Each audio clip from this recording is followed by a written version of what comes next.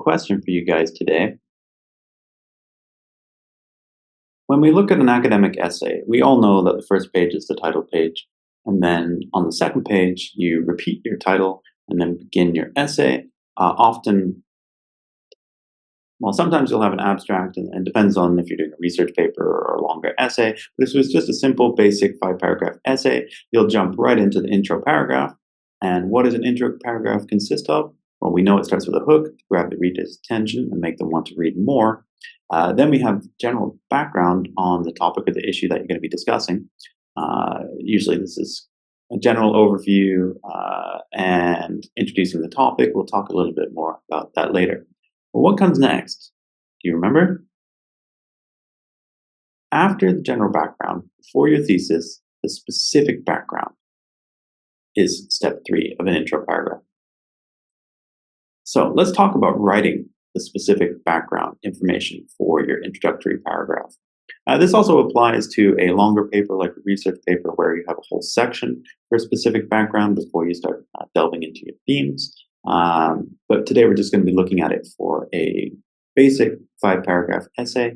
But again, this can apply to a longer paper. So I want you to think about this.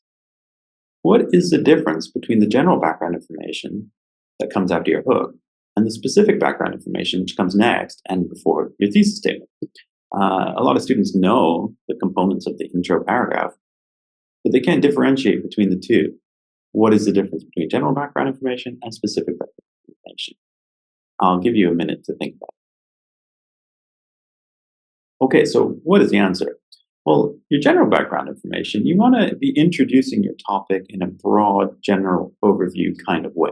You need to spell out what the issue or your topic constitutes. You need to maybe draw on the history of the topic, paint a broad picture of the general overview of the topic, why it's relevant in the world today. Sometimes you might need to spell out what the topic is. That depends. If it's common knowledge that most people know, and we'll see an example later, you don't need to spell out what exactly the topic is, if maybe everybody has some knowledge about it. But if it's more esoteric, it's more detailed, it's more less well-known, then maybe you also need to spell out what it is in the general overview. Now, the specific background, as the name implies, gives much more detailed, focused information that, again, relates directly to your argument. Okay? You need to be going into a more narrow, specific piece of detailed information, which means that this often can take the form of a citation. In fact, it probably should take the form of a citation right there in your intro paragraph. So here's some examples. Let's say you're going to write an essay on this topic, the role of social media marketing in shaping teenagers' consumer behavior. A piece of general background would look like this. Teenagers today are particularly susceptible to online advertising due to the need for 24/7 social acceptance. Here, we're spelling out maybe the major issue that you're going to talk about in the essay. We can see that we're talking about the problem of teenagers falling victim to online advertising. And why? Because they need that social acceptance around the clock. It hasn't gone into very specific detail, but it's spelling out the overall picture. Now, a piece of specific background that would come after this would look more like so. So Page, the author, we're saying that we're citing here, published an article in 2020, and Page found that teenagers today are 78% more likely to buy a product if it has been endorsed by an influencer. Okay, so on the left side, the general background is starting off more broad, introducing the overall topic and what we're going to be talking about in the essay. And then on the right side, in the specific background, we're getting narrower and narrower until you get to a very specific thesis statement, which includes the narrative context and your argument or the point that you're putting forward.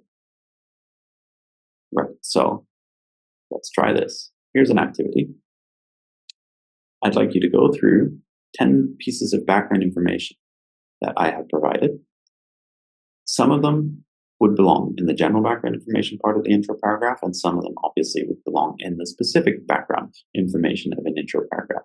I want you to identify which belongs to which. So here are the 10 pieces of information. some for general background, some for specific background. Take a few minutes and go through each, and then we'll come back and look at the answers momentarily. All right, so let's quickly run through this. I'm sure you will have scored perfectly on this. But number one, cyberbullying has become a prevalent issue in today's digital society, affecting individuals across various age groups and demographics. Of course, this would be in the general background. It's a broad overview. It doesn't get into specifics. This would be general. Number two, as you can see, by the inclusion of 30 points higher on IQ tests, we're looking at a data point here, specific background. Number three, this might trip you up, but Brown, the author, we're citing him or her, discovered that daily physical activity for middle school students in California improved memory functioning threefold. This is the key here. Threefold equals 3 times. Twofold would be twice. Fourfold would be 4 times. So that threefold is a statistic. It's a piece of data. This is specific background. Number 4, pretty obvious general background. Number 5, we've got details here. 30 minutes a day, reducing stress and improving emotional well-being for 250 Canadian seniors. Specific background. Number 6, general overview, general background. Number 7, artificial intelligence is rapidly evolving field that involves the development of intelligent computer systems, general background. Nutrition education programs introduced to British schools in 2000 have improved the dietary choices and reduced obesity by 9%. 9%, we got a year, specific background. Number 9, as I'm sure you can imagine, general background. And then very detailed on number 10, 3 million a year, Fortune 500 companies, specific background. So I'm sure you have noticed already that the specific background usually carries some kind of statistic or data or facts, usually cited.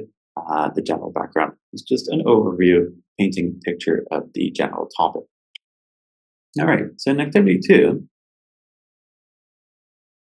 I'd like you to brainstorm ideas for relevant general background information. And here's the topic: the negative impact of social media on teenagers.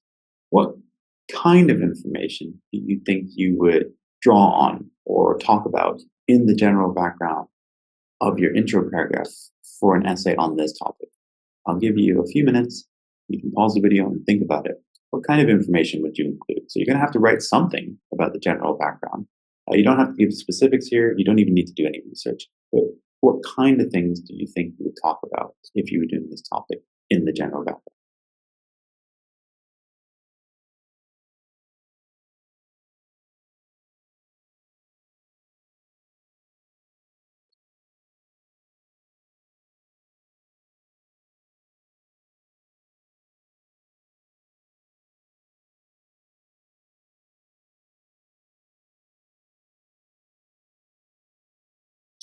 All right. So if you had this topic and you had to write about the general background in your intro paragraph, some of the things that you might want to address, perhaps when social media became so common for teenagers to use. It hasn't been around forever. Maybe for some of you it has if you're young, but it hasn't been around in terms of humanity forever. And so when did this trend begin to take over teenagers' lives and have such a profound impact on teenagers, especially negative impacts? When did this begin? Maybe what are some of the major social media companies that are having these negative impacts on teenagers? That's something else you could talk about. You probably wouldn't need to talk about what social media is. It's kind of common knowledge. I think most people would have a good idea these days about what social media is. So maybe I wouldn't talk about what social media is. But let's talk about who the major players are. Let's talk about the history of it, and maybe even address a little bit of, in terms of general overview, some of the negative impacts. You're going to go into detail, obviously, in the body paragraphs, but you could even just generally address some of the major overarching problems that are felt by teenagers today because of social media. All right, final activity today. You can try this at home if you'd like. I'd like you to use your phone or your laptop, and I'd like you to try and find some examples of specific background information for the topic that I give you. So here's a topic: the influence of video games on teens' behavior. Notice I didn't give a side negative influence, positive influence. So that's up to you. The examples do lean towards negative, so if you want to try and find negative, that would be consistent. But for example, a piece of general background. 40 years ago, only children from wealthy families could afford a video game console. Today, however, almost all teenagers have immediate access to video games, many of which contain fun themes and content. So we have an overall general picture of the topic and what side we're leaning towards in the general background. Here's a piece of specific background. Bushman, in 2021, found that teens who regularly play violent video games showed levels of progression 40% higher than average.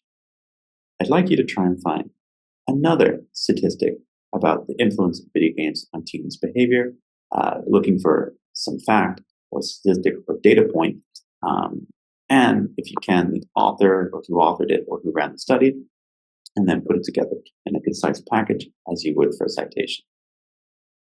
You want to try another one? Second topic is the impact of cyberbullying on teens' mental health.